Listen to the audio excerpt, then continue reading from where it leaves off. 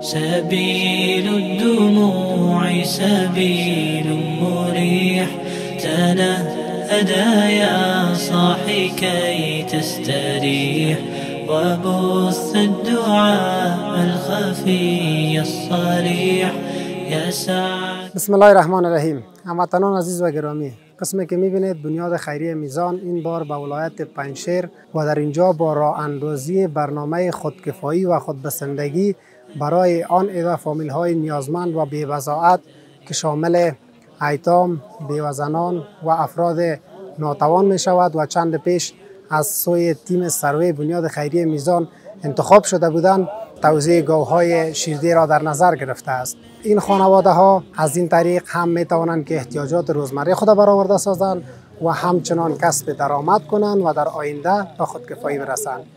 به همین لحاظ از تمام تجاران، سرمایه گذاران داخلی و خارجی، خیرین محترم خواهشمندیم که تا در این راه با ما هم قدم شوند تا ما بتوانیم همچین برنامه‌های را جهت خودکفایی در نقاط گوناگون افغانستان ایجاد کنیم.